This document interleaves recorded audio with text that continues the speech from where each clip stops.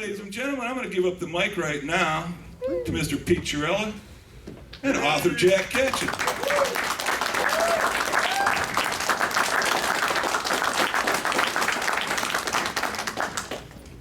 Do you like the movies?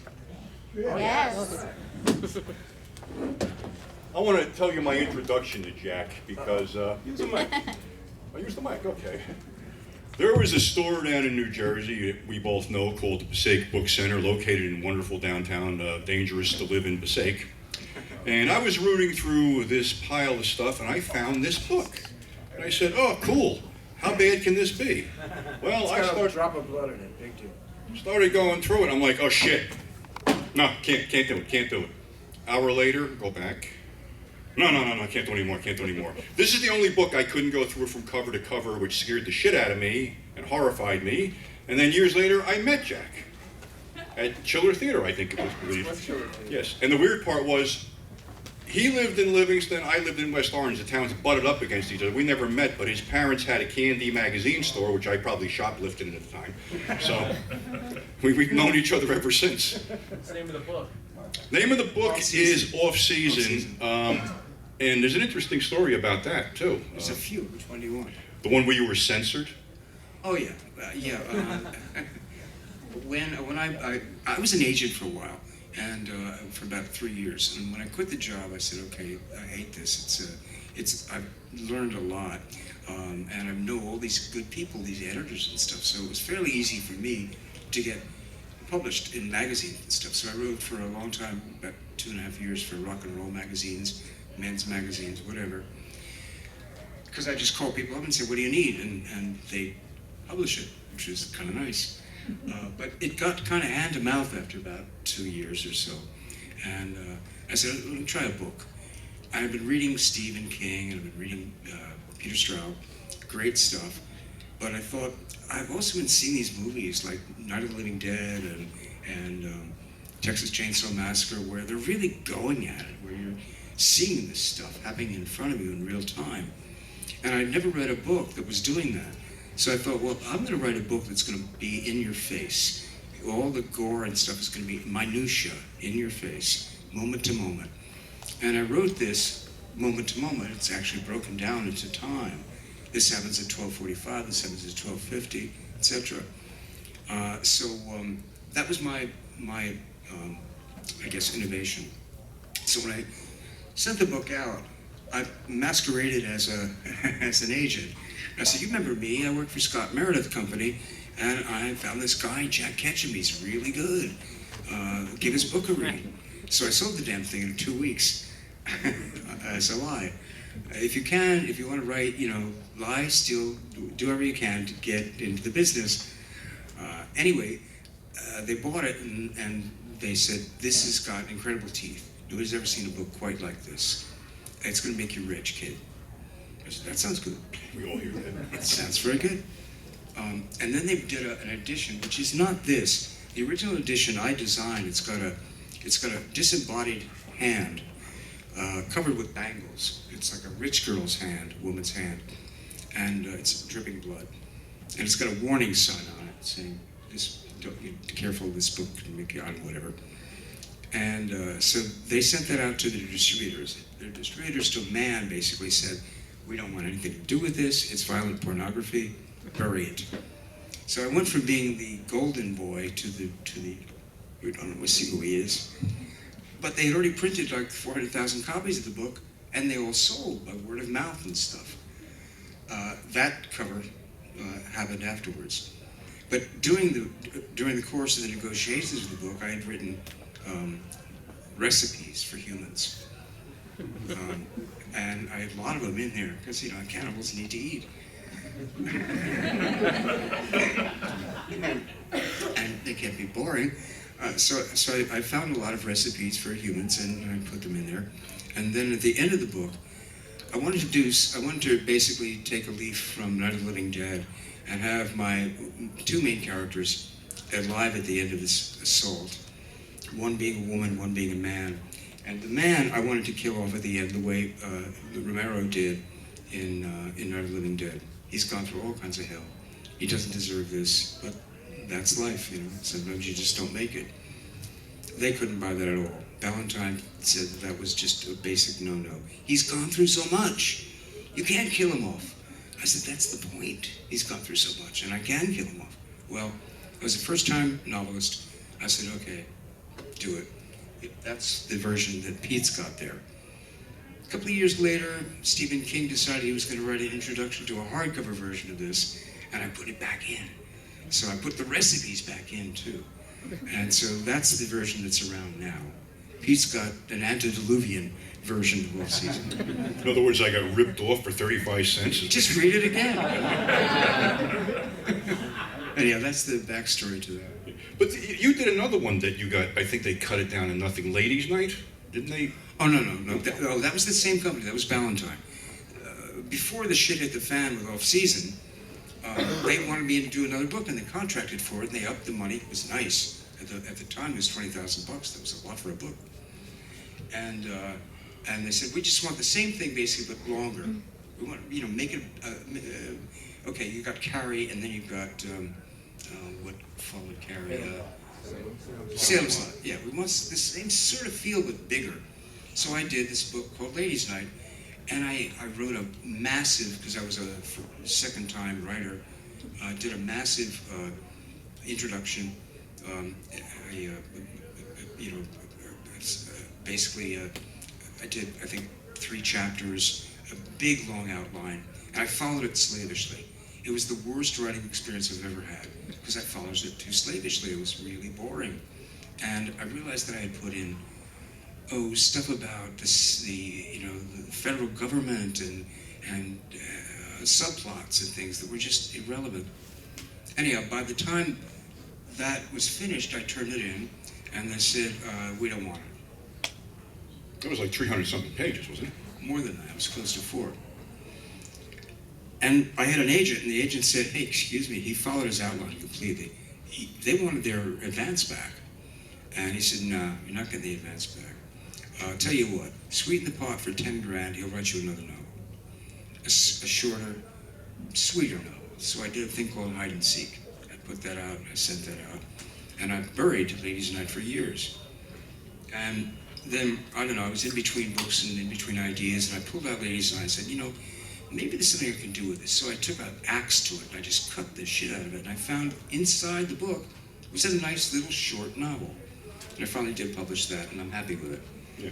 And the crux of it is it's basically a chemical spill in New York that makes women turn into psychopaths.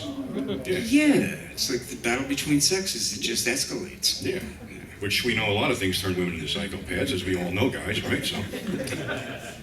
But now you started getting offers to get things filmed, film adaptations, and I believe the first one was The Lost. Yeah. Well, actually, Lucky McKee contacted me. He wanted to do The Lost, to option The Lost for Chris Evans and his buddy, and then he wanted to do option Red for himself. I had just come back from a convention. I don't remember which one, but I had a fistful of DVDs. And they were all pretty amateurish. I must have gone through 6 of them. I said, oh, this is nonsense. And there on my desk is this letter from a guy named Lucky. And this is going to be another amateur. His name is Lucky. And so I didn't look at it for a long time. And finally I said, oh, you got to do the rest of them. So I went through the rest of them. They were all junk. And then there's May.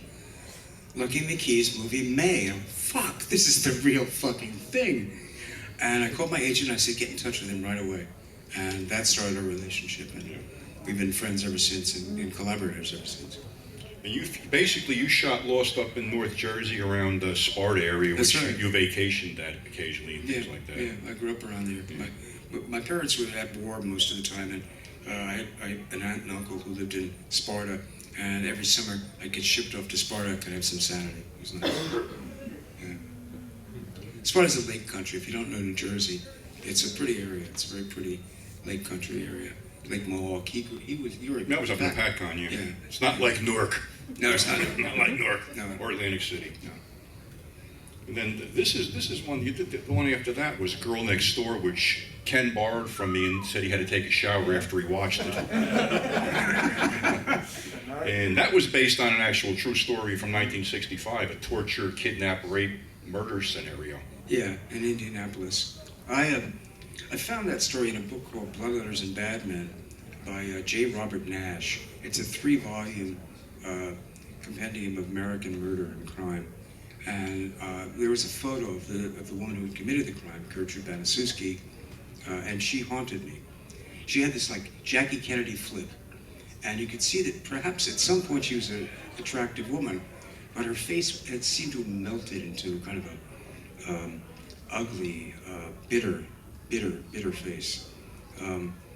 And the crime she committed was against another woman, which is sort of unusual, and a young woman at that. And she enlisted the neighborhood kids and her own kids to come in and help. And I thought, this is a very unusual crime. I'd like to write maybe a true crime book about it. I had never done one of those. And I sat on the idea for quite a while. Almost went out to Indianapolis and researched it. And then I thought, my mom had just died. I went back to my hometown, Livingston, New Jersey. And it was a dead-end street when I was growing up. But to get rid of all of her stuff, settle up the house, get some of her stuff to neighbors, friends, relatives. I stayed there a long time. I was going back and forth from New York to New Jersey over the course of at least a month and a half. And I thought, I can write this here. I'll just push it back into the 1960s instead of where it actually happened, which is, I believe, the late 70s. Yeah. And instead of there, I put it here. And it came almost like a memory play. I had no research to do. It was just I remembered my own past and put myself and other kids who I grew up with in that sort of situation. Yeah, I got a segue for you with that Bad Man and Blood Letters thing. That Yeah. author Nash Yeah. got a letter from a guy who was a dead ringer for John Dillinger, and he said, I just thought you'd like to know how I look today. And the picture was a dead ringer, and it's come to light that maybe they shot the wrong guy after all. I kind of doubt it. He had a lady in red. Come on, you know. Well, you know, he wasn't a dummy either, you know. That was the Yeah, whole that's thing. true. That's Yeah, true. I read a lot about him. I guess your third film was Red, the one that this was really close to me because I'm a dog lover, and it was basically a guy, an older guy who had a dog, and these 3 scumbag kids just kill the dog for no reason, and he's trying to get retribution, and he runs into a whole lot of different things. You got Brian Cox was in the lead, which he was really, really good. Yes, he was. Yeah. Red came about as a lot of ideas come about when you're just sitting around talking to somebody. I walked in my neighborhood bar, and the bartender knew me for a long time, and he said, I know you like dogs and cats. Did you see that thing on CNN about this guy who had gone on CNN? Some kids had come down, asked him for money by a stream. He was fishing by a stream, and he said, I don't have any money, so they shot his dog. I said, fuck no. So I went home and I looked for it, and I guess it was just a passing thing that CNN did, and they never rebroadcast it I could catch. But it made me mad. Often I write best when I write angry. So I said, I can do a whole novel about this. That's what I'm going to do. So I researched what would happen if you had an old, ordinary dog, not a pedigree, you know, not a Palomino horse, but an ordinary dog, and you tried to get justice. Well, what I found out was, researching the laws in New York State, and then actually in the areas around, was that you get no justice. Nobody will prosecute. They won't bring this to court. If you have an animal that's worth money, different thing. So the guy, evidently, in real life, had tried to do this, and that was the CNN report. He had tried to do this, and at his wit's end, he essentially went on CNN to try to get some sort of justice. Well, I never was ever able to find out whether he did. But in my book, he does the same thing, but he does get justice. And so I thought, what if you did this to this old guy? He's got a treasured dog. The dog has been given to him by his wife. His wife's dead. It's an important creature to him. And how far would you go to make that okay? That was the premise of Red. I don't know how far I go, but that's me. Now, this is the interesting segue was, we had spoken before about this. You had optioned the rights to make Off-Season into a film, and nothing ever happened on that end of it. But you did get to do the second book, which was called Offspring, which was basically the survivors of the first book, you know, running away and starting out all over again. Well, it's based on a lie. Yeah, if you read off season, there are no survivors. The cannibals are all dead. They're all dead. But 10 years later, I got an idea that I would like to do a book where there's a sort of normal human being who's worse than the cannibals. So I resurrected one of the cannibals. I said, well, maybe nobody knows that. Maybe the little kid didn't quite die. And you know what? Almost nobody did for years. Nobody said anything. And I published a book called Offspring, in which the bad guy really is a fucking lawyer. and the cannibals are just doing what they do. You know, we're just eating people. And so yeah, and my question was, who's the bad guy here? And I knew who my nominee was. Yeah, and that had some. That's when you first worked with Pollyanna McIntosh. That's right. Yeah.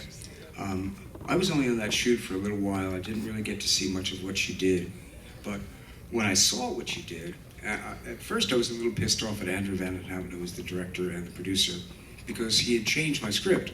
At the end of the script, I did what I did in the book, and that's I killed off all the cannibals again.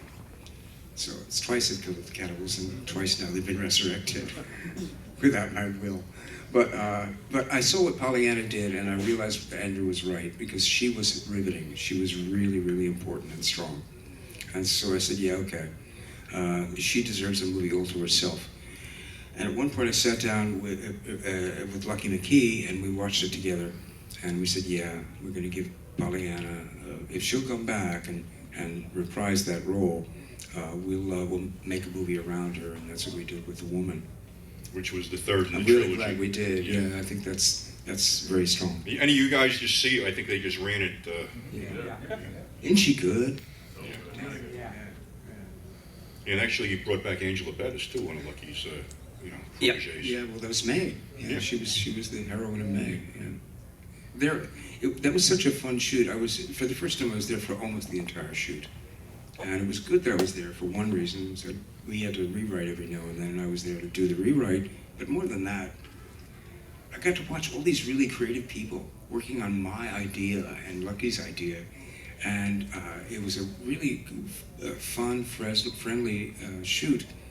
Lucky had this really cool notion that at the end of every week, we had the editor on hand, and we had the composer on hand.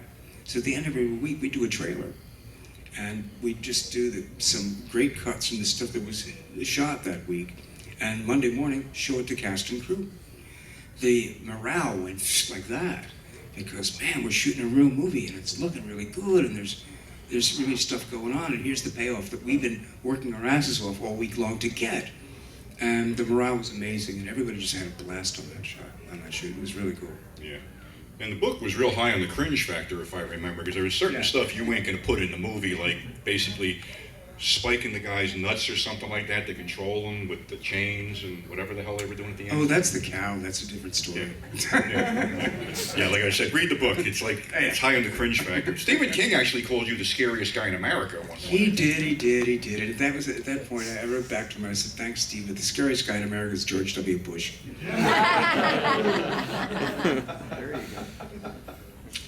It's like, okay, well, Stephen King was dealing with vampires and everybody was dealing with the undead and stuff like that. Your basic motif was like the monsters live next door. Yeah, the guys, the real people. Yeah. I've done one supernatural book. It's called She Wakes, and it was set in Greece. And that's because when I was in Greece, I felt a kind of really strong supernatural pull to that place that seemed, when I'd stand on a mountain or in Mykene or go into an old beehive tomb or something, and I just feel a real strong sense of the past. And so I was able to think about that in terms of ancient gods and ancient curses and whatever.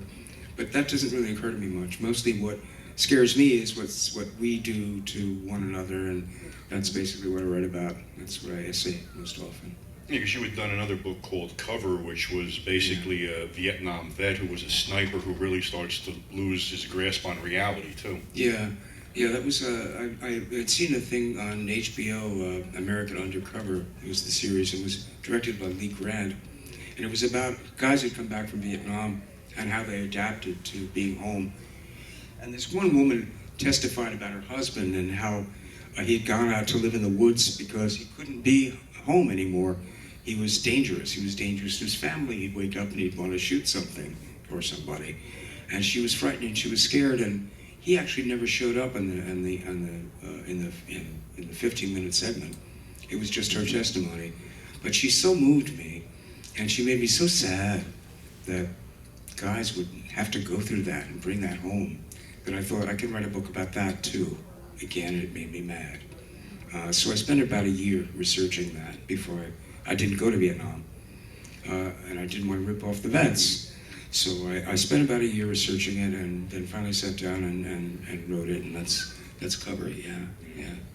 You know, we were talking, I used to have a radio show, Jack was on a couple of times, and we were talking about a contemporary of yours, Richard Lehman, whose first book basically suffered the same fate that yours did, where I think it was Warner Brothers actually put it out. They went in like, we can't have this shit, and they just switched it all around. Now they finally put it out the way it was supposed to be. Lehman was a big hit in the U.S. way before he was a hit here. Yeah. In fact, he never was anywhere near as success here as he was in the U.K. And at the time, I guess he just hit it at the right time, around the same time, I guess, that Stephen did. Yeah. And his first book that I read was called The Woods Are Dark. That's the one they chopped up. Yeah. They switched the yeah, whole... they did. Yeah. That's a really good book. Yeah. Yeah. But Dick wrote almost comic books. You know, dark really. comic books. We're very different kinds of writers, but I met him on several occasions. A really sweet guy, and his take on something was just let's rocket you through this experience like you're in a movie, and he did. He was always real good at that. Yeah, it's a shame he's no longer with us, unfortunately. Yeah, he died too young. Your last thing was I Am Sam. The last published thing, yeah. Yes, that was something you and Lucky came up with, which was really pretty twisted, if you want to get into that. Good. Yeah. Why did you think it was twisted? Oh, just the whole motif. It's a woman who regresses back into like, I don't know, like a teeny bopper or something. Guy wakes up in the morning Yeah. after having had a great deal of wonderful sex with his wife the night before, and suddenly she's a little girl. She's a little girl. And she's a little girl for a long time, for weeks, for months. He doesn't know what to do with it. They see a doctor, but she's still the seductive woman he married. How's he deal with that? It's difficult. So, psychological horror. Yeah. Is there any plans to make that into a movie? Or? We wrote a script for it. Yeah. Yeah, when Lucky and I work together, we do movie and script at the same time. We started out doing instant mails back and forth. So by the time we're done, we've got a Bible for the book and for the script. So we know which is going to be different from the other because they do different things. You can't do certain things in a novel that you can do in a book, and vice versa. So we've written all of those simultaneously. The Woman was written at the same time as the novel, The Woman, and yeah. So yeah, I'm Not Sam is out there, and we're looking for a home for it. So what do you... Producers out there, let me know. You also, unfortunately, Off-Season has never been, come to fruition where you sold it to somebody and... Yeah, the rights were sold ages ago, and this guy had optioned it several times, and finally came up with the money, and I realized at that point that I didn't want him to own it, but he did. And so once it's sold, and I haven't seen or heard a tale from him. Lucky tried to buy the rights back from him. Stuart Gordon tried to buy the rights back from him. He wasn't interested. So as far as I know, he still has it, and I can't do anything with it. Someone was saying to me just before, maybe he's dead. That's what I said. Maybe he's dead. Maybe he can get it from his family. So maybe check that out. What the hell? The other thing, maybe if he's dead, it might have fell into public domain, too. No, that wouldn't happen. No, it'd go to his heirs. It'd go to his heirs. But his heirs may not give a shit. So. Yeah, you never know. Or no. Ken, you actually had a question that you asked me to ask, which I forgot because I'm stupid. Well, I even asked the audience to ask it, but What? out of all the films you did, I know a lot of them were made on a lower budget. All of them were made on the Right, but do you think a bigger budget would have helped them? Or because of the budget restrictions, did everybody try just that much harder to turn out the vision they It's had? the latter. It's definitely the latter. I mean, I've been lucky in that the studios haven't hit me. They haven't been after me because all the movies that have been made of my books, with varying degrees of success, have tried really hard to stay close to the subject matter and tried to be honest with the subjects, with the original texts, in terms of characters, themes, plots, morality, all of it. And you know, like I said, with varying degrees of success, but they've all been young people, hungry people, who liked the material in the first place, or they wouldn't have bought it. They haven't had, nobody has had the urge to take it and spin it somewhere into their own individual universe. So I feel, you know, pretty well served by the movies, and I don't know if I would have been as well served if it had been studio. Now, I've seen all the films, and I have to say that, you know, I've enjoyed them. I'm a horror movie fan, but I think Red was a great character study. Out of the films they've made, out of your books, which would be your favorite? Favorite film? No, favorite film, yeah. Oh, come on, man. Well, hey, I just That's not wanted- right. I'm not trying to put you on the spot. I just wondered if you like. I can give you some. What I'll say is I'll give you some insights maybe in the individual ones. The Lost was the first. It suffered from not having enough money to actually put it in the context of the time. It was supposed to be the 60s. So instead of the 60s, it was modern. The only concession to the 60s was there's one car that Ray Pye drives, which is an ancient Cadillac. And it would have been nice if they'd been able to get enough cash to put it back in that period, but I'm quibbling on that because, again, they tried very hard to stay close to the source material, to the characters, to the plot, to the theme. With Offspring, which some of you, I guess, just saw, I have quibbles with that. I wish they had not designed the costumes the way they had. I kept expecting Raquel Welch to show up in a bikini. But again, there's Pollyanna McIntosh, who alone is worth the price of admission, I think. Red, when I wrote the character, and I don't do this very often, when I was writing the book, Red, I had Clint Eastwood in mind for the lead. Yeah. And Brian Cox is about as far from Clint Eastwood as you could possibly get in this world. But he was perfect in it. And he inhabited it completely. He just, yeah, and that's part of the magic of making a movie. They surprise you with what they bring to your work. And when they do that, and you can smile about it. Say, Character actors will always be my favorite, and Brian Cox is that. Oh yeah, he's consummate. Yeah, he's wonderful. And you've done an Alfred Hitchcock in a lot of your films, where you've just shown up out of the clear blue as. I try to walk in. I've been in everything, but in The Woman, all you see is my feet. You see my feet, and then you see me way in the background throwing burgers at one point. But yeah, I try to get myself. We got a in. question back. What did you want the costumes to be in Offspring? They should have been rags. They should have been basically, cast-offs and things like that, not furs. Yeah. Mm-hmm. How hard was it to cast the father in The Woman? Or how did you find him? Because I think he's phenomenal. He's phenomenal as well. He's wonderful. I mean, yeah. Pollyanna, of course. But The thing, directors often say that the first thing you have to do to make a decent movie is cast it, and I think that's probably right. And I think The Woman was cast really well. I didn't find him. Lucky did. He'd worked with him before in something small. I don't know what exactly that was, but he was good. He was exactly the guy I had in mind, and he brought a sense of comedy to it. oh, absolutely. Which is not necessarily as much in my book as it is in. But realism as well, because when Yeah. things happen out of the blue like that, Yeah. that's how real violence in a home happens. Yeah. It's not oogie boogie all the time like Dog. That's right. I think Angela Bettis too is the Yeah. wife. Yes, She's exactly. a great actress. Oh, yeah, I love and her. she plays that role excellent. Even the little girl was perfect. Yeah. Oh yeah. Yeah. The family was Yeah. great. Yeah. So you talked a little bit about how you got the idea to write The Girl Next Door, and a little bit about what you were doing at that time, and about how you based a lot of the young characters on yourself and your friends. But at what point did you take that true crime story in your mind and decide to turn the book into sort of a twisted coming-of-age tale? Because the way it reads, it sort of reads like a dark version of a coming-of-age story. It is a coming of age story. And so, at what point did that true crime story in your Immediately, because I was thinking about, I had to have a main character, didn't I? And I wanted a narrator. I wanted a first-person narration. And I immediately came up with the idea that I can't show all of this. If I do, it's going to be pornography. If I show everything in it, it's going to be. And I was trying. I was aware of treading a fine line between exploiting the material and actually showing you the material. So I thought, okay, there's a kid next door. The house next door had, when I was growing up, had two of my best friends in it, a boy and a girl. And so I posited that they could see from their window into my basement, which they could. And so I was actually transposing myself into their property and looking into what was going on in my house. So it's that close, it was that close to home.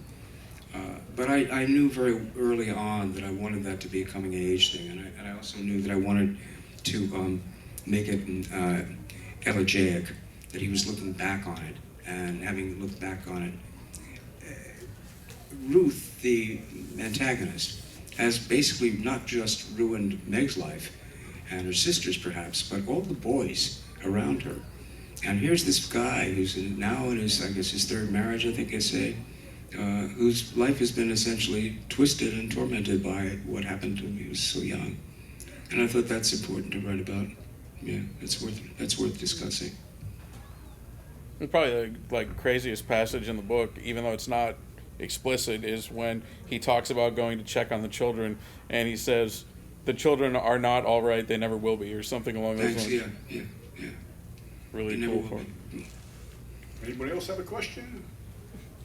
You've scared us terribly a number of Thanks. times. So, what film has scared you recently? What film has scared me recently? Yeah. Gee, I'm hard to scare. The I'm National easy to Guard. entertain, but I'm hard to scare. So you may have to go back a few decades, perhaps. I may. I'll tell you, the Japanese and the Japanese scare me. That's not a film. That's a. It's a good answer. And he wrote about the All Night Long movie. Mike scares me. No, he does. He scares my ass. Because you never know what to expect with them. And he puts it on film. Yeah. Yeah. You wrote an essay about the All Night Long movies. I did. Yeah. It was fun. Yeah, that was a great magazine. That was the Asian Cult Cinema. It's been long dead and lamented, but they still have a website, Yeah, I every now and then buy a film from them. They're cool. So, Anyone else? What is it about the evil next door, the suburban horror, that seems to have more appeal to you as opposed to more supernatural type horror? well, I grew up in a suburban territory, for one thing. Also, a lot of my stuff is written in a rural setting.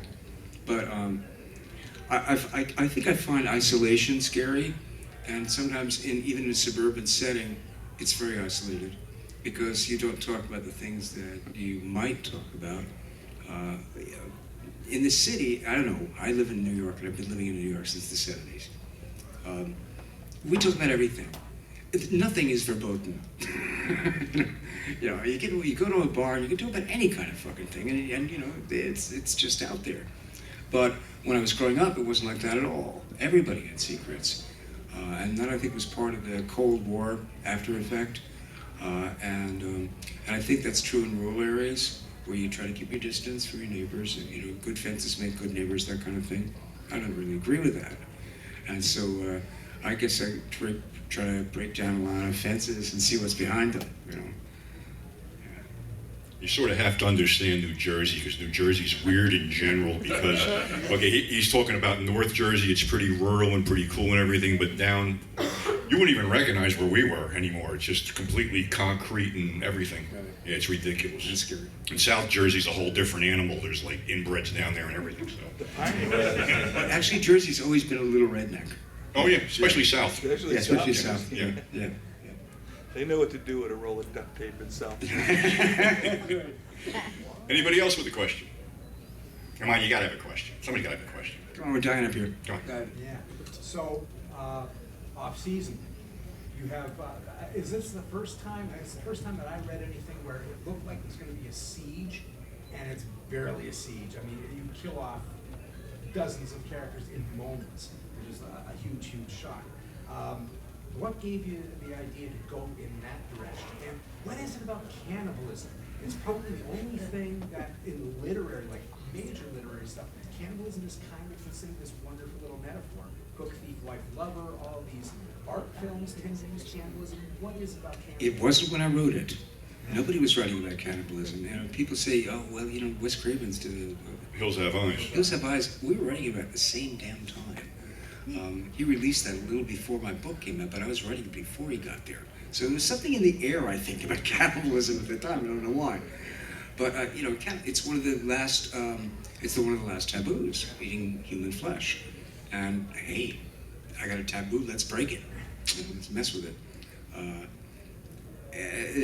as far as the first part of your question interests me, because I tried to go against expectations.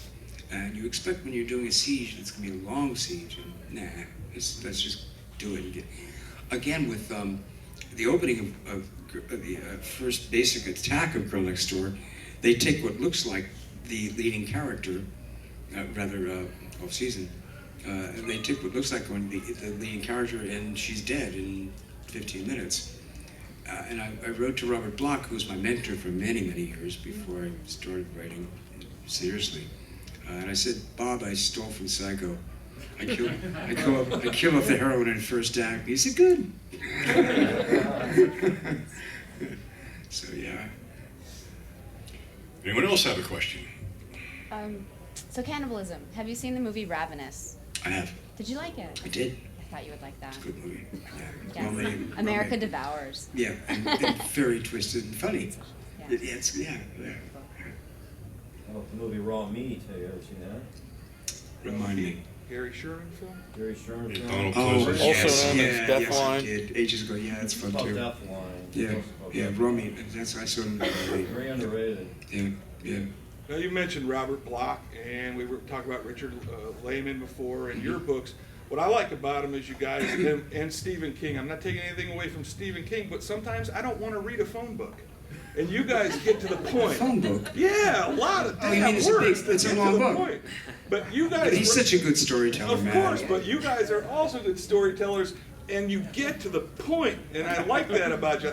I could flip a page and see the scene where in a Stephen King novel, sometimes I'm flipping, and I'm still on the same damn scene. So I just kind of want to say thank you, because in your mind, when you're writing, you are also editing your own words. So Probably Stephen and I came from different points of view in terms of what we read when we were kids. We had brief discussion about this at one point, but we never really got that far with it. But I was really influenced by Hemingway, that short, tight line. And he wasn't so much. Yeah, Lehman did it. He was like you said. He was like reading a comic book. Yeah. Robert Bloch. He never wrote a giant novel that was a million pages Bloch was long. influenced by all the pulps. Exactly. But his first stuff, Bradbury did it Bloch's first stuff was pastiches of Lovecraft, which were incredibly boring. God, long. And how many adjectives you can get in a sentence? Yeah, that's not the stuff I like to read. Yeah. Well, see, Jack inspired me to write. I wrote a couple of things, but I went through the same motif as why pad this out with like complete fucking nonsense to fill stuff in. I just figured, let me just slam it on home and see what happens. Exactly. And You get the point without all those words. Yeah. Thank you. Yeah. No, thank you. Anyone else? So I've seen Girl Next Door and now The Woman, and you tend to explore these like depraved characters and play with morality. Nah. Alright. Is that more like it's fun to like play around in that and push the horror like what people are capable of is worse than that. So do you enjoy how shocking it is, or do you just like to kind of explore that? Both. I enjoy how shocking it is, and I enjoy exploring it. Yeah. The exploration is more fun because the deeper you go, the more you find of yourself. The more you find of other people, the more you reference other things and things that you've seen, and you build on that. And the idea of shock, I don't remember who said it, but it was maybe Stephen King. If I can't engage, I'll scare. If I can't scare, I'll shock. I'll gross out. There's something like that. So the shocking thing is fun, and when I come upon a scene where I know it's going to really smack you, I love it. I just smile. Yeah, I just smile. Yeah, it's going to get them. It's going to fuck them up a little. Oh yeah, that's why I said it took me a while to get through this. I was like, oh, I'm putting this thing down. I'm going outside, smoke a joint, calm the fuck down. Yeah, I smiled a lot when I was writing that book. Yeah, this is going to be different. Yeah. You mentioned Robert Bloch. Yeah. And my introduction to Robert Bloch was your Yours Truly, Jack Ripper's. Good collection. Yeah, and it was from a book I stole out of my elementary school. Albert Hitchcock's 12 Hours of Suspense. Who was your first kiss, and did you steal any books? Oh man, yes, I steal books all the time. But I had almost free reign to steal books from my father's store. We had a confectionery store. I don't even know what that means. It's actually I sold everything from Soda fountain, newspapers, magazines, cigars. pipes, cigars, Yeah. monster magazines. It was all. Nice, Pete. Very well. I shopped there, I know. Very well done. You probably shoplifted there. No, that was my brother. That was my brother.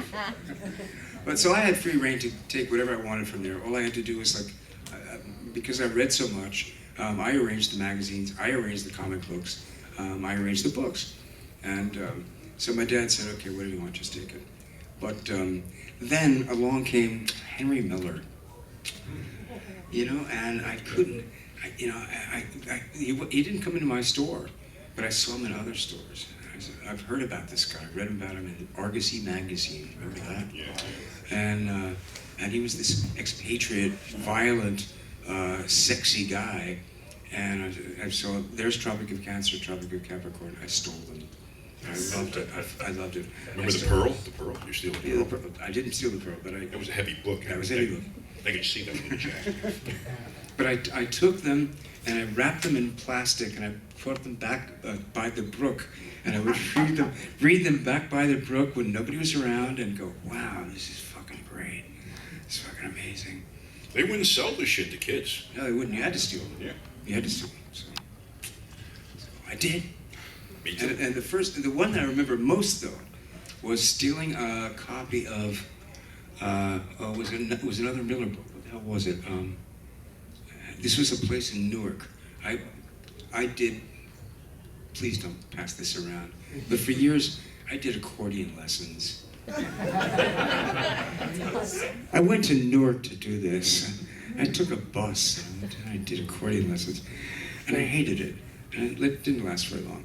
But there was a bookshop nearby where I was supposed to go for this thing, and I walked in. I tried to get a copy of Quiet Days in Clichy, and that was Miller.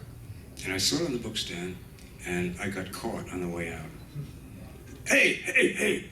I freaked, and I took the book, and I went, what? And I slammed it on the ground, and the binding broke, and the book went all over the place. I went, oh, fuck, I killed the book. I ran like hell and got out of there. And I stopped stealing it. Yeah, getting caught does that too. Go ahead.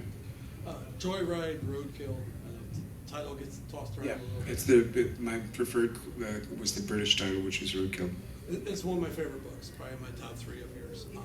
Is there one of your books that's kind of less well known that you're like, why are people missing the bus on this one? Cover. Cover? Yeah. I think that's the one that's it's got a hard road to hoe for the future because it's based in the Vietnam War, and so many people that are alive today don't remember the Vietnam War and don't give a damn, and they should. Yeah, that's the one I'd like to get more, and I'm really happy and proud of that book because I think I did well by that vet. He's the antagonist and the protagonist. Without that guy, the book doesn't exist. So I'd like to see that get more attention. Yeah. It's the creepiest cat and mouse thing I've ever read. Thanks, man. Yeah. It's a hunt, you know. And initially, when Warner published it, they wanted me to change the title. They didn't like cover at all. They wanted to call it the searching ground, or no, I think it was searching ground, some stupid title. And I said, nah, because everybody in the book is undercover in some way. And so I kept it. And of course, they dumped it. They basically put out 40,000 copies and let it ride. So, Think that would become a film eventually, or? it'd be nice. I've got a screenplay. There's a really good guy out in California who's done a screenplay for it. He's been trying to get it financed, hasn't so far. But that would be good. And I think it's relevant again because of all the wars we're involved in now. You know? People coming home. Yeah. Absolutely. Yeah, guys coming home with the same kind of shit. Yeah, a lot of movies about it. Yeah. already. Yeah. Any more questions? Have you ever written something, not necessarily because you're afraid of company or like they'll never publish this, but have you ever written something and just went, Okay, even for me, that might be a bit too much and take it back a notch. No. No?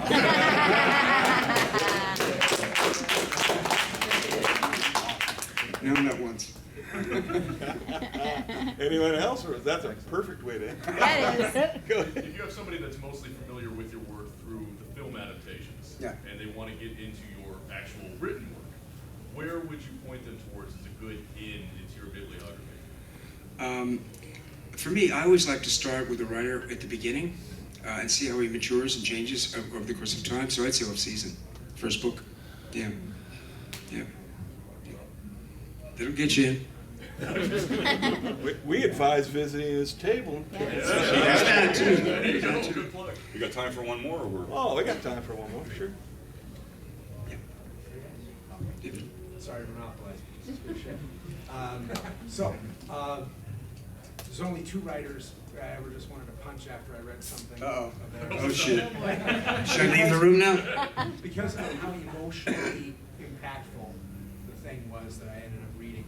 One is you, the other is Cormac McCarthy, Blood Meridian. Now, Blood Meridian, Judge Holden, probably one of the most disturbing characters ever, one of the evilest characters. Who do you think is one of the most evil characters? Somebody that you read that you just were like, my God, how did they come up with that? Well, I'm going to go with you with Judge Holden. I mean, I love Cormac McCarthy stuff, and that is a really good creation. If you haven't read that, please do. McCarthy's amazing. I can go back, actually. I think the first one who ever got me was Jekyll, Dr. Jekyll and Mr. Hyde. Yeah, freaked me completely. And then when I was a boy, my first trip to LA was with my dad, and it was on a DC something. It was a jet, turbo jet. It was before it took us like 8 hours to get there. It was a ridiculous amount of time. And my dad had flown before, but I never had. And so there we are, and my dad's going, look at that, man, look at that. And we're flying fairly low. It's the Rockies, there's the walls. Excuse me, Dad, I'm reading Dracula. Dracula amazed me. I mean, that is such a wonderful book. People ignore it now, but it's just this great book. And the fact that it's done epistolary, that it's all letters and stuff, nobody does that anymore. And it's still a really vital, strong book. So Dracula fucked me up. That bad guy fucked me up really early on. Frankenstein's pretty good too, but oh yeah. Yeah. Tragic. Yeah, again, it's more a tragedy. Yeah. The best interpretations of the monster are the ones where he's most sympathetic. And when they finally restored the original cut with Boris Karloff drowning the little girl, that brings a whole other element to it. Yeah. I saw it first without that. And, yeah. Anyone else? Yeah, I don't want this to sound like a dumb question, sorry about that, but earlier you said that you would suggest that somebody start off at an author's, at the beginning of his career, if you want to read something of his.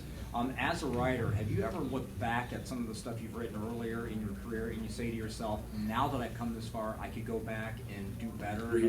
Have you ever thought about going back and tweaking it? Well, I did rewrite Ladies' Night. I talked about that earlier. And that was basically a cut and slash kind of thing. Right. And that was good to do. I've had, occasionally I'll read a really bad line, and I wish I had written that shit. But my feeling has been I've been lucky enough to have a lot of my books reprinted over the years. And I've basically taken the stance that it was what it was when I wrote it, leave it be. And even if your children are slightly ugly, what the fuck? You're stuck with them, right? Yeah. Okay. Yeah. So I don't rewrite much. Thank you very much. I think we got time for one more. You got one more right there. Speaking of ugly children. Don't look at me when you say that. Wait a minute, you're looking at Pete here. It's not you that's ugly, but that heavily edited version of that book I don't own. So if you have any interest in getting rid of it. It's got sentimental value. Like I said, it's the only book I can honestly say that I've been like, okay, I'm queasy, this is creeping me out, I gotta fucking walk away from this thing and come back later. Then I come back later. Did you read the newer edition? With the ending corrected? No, not yet. Oh, come on, Pete. Jesus, it's been out for years. I know, I had send you a copy. Jesus. See, it went on too long when he's yelling at the post. Yeah, it's like an old marriage. It's getting weird here.